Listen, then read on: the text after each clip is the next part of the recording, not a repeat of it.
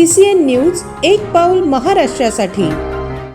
शिवाजी कोण होता या पुस्तकाच्या शीर्षकावरून बुलढाण्याची शिवसेना आमदार संजय गायकवाड यांनी पुस्तकाच्या प्रकाशकाला अश्लील शिवीगाळ करून जीवा मारण्याची धमकी दिल्याचा ऑडिओ कॉल नुकताच व्हायरल झालेला आहे। या संदर्भात भारतीय जनता पार्टीचे आमदार तथा प्रदेशाध्यक्ष रवींद्र चव्हाण यांना विचारले असता त्यांच्यावर काय कारवाई करायची ते एकनाथ शिंदे करतील अशा मोजक्या शब्दात उत्तर देण्यात आले। प्रदेशाध्यक्ष चव्हाण हे आज शुक्रवारी शेगावात पंडित दीनदयाळ उपाध्याय प्रशिक्षण महाअभियान 2026 अंतर्गत जिल्हा प्रशिक्षण वर्ग योजना कार्यशाळा आयोजित करण्यात आली होती। या कार्यशाळेला संबोधित करण्यासाठी चव्हाण हे शेगाव येथे दाखल झाले होते। यावेळी त्यांनी माध्यमांना प्रतिक्रिया दिली। ते म्हणाले की येत्या काळामध्ये भारतीय जनता पार्टीमध्ये प्रशिक्षणावर भर दिला जाणार आहे। प्रशिक्षणाचे विविध टप्पे लवकरच सुरू होणार असल्याचे त्यांनी सांगितले। यावेळी जळगाव जामोद विधानसभा मतदारसंघाचे आमदार डॉक्टर संजय कुटे, जिल्हाध्यक्ष विजयराज शिंदे यांच्यासह भाजपाचे पदाधिकारी व कार्यकर्ते उपस्थित होते। खरं तर आपल्याला माहिती आहे की संपूर्ण देशभरामध्ये भारतीय जनता पार्टीचे अभ्यास वर्ग हे सुरू आहेत।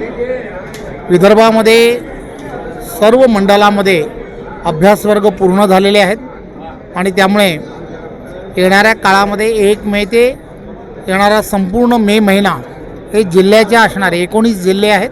त्या जिल्ह्यामध्ये अभ्यास वर्ग हे निवासी असावेत आणि ते निवासी अभ्यास वर्ग पूर्ण करण्याचे कसे करायचे आहेत, त्यामध्ये विषय कोणते असावेत, 12 वेगवेगळ्या विषयांवरती यामध्ये जे प्रशिक्षित असे वक्ते हे त्याच ठिकाणी येतील।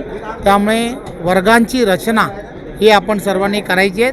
त्या संदर्भातला आज इथे ही कार्यशाळा होती।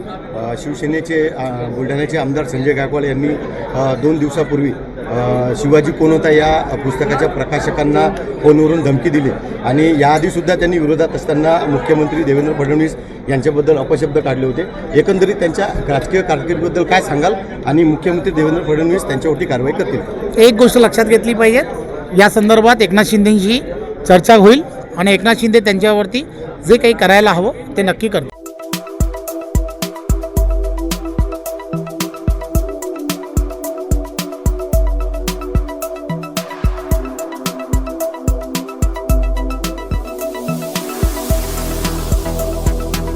तसेच आपल्या भागातील महत्त्वाच्या बातम्या पाहण्यासाठी CCN न्यूज डेस्क चॅनलला सबस्क्राइब करा आणि बेल आयकॉन प्रेस करा।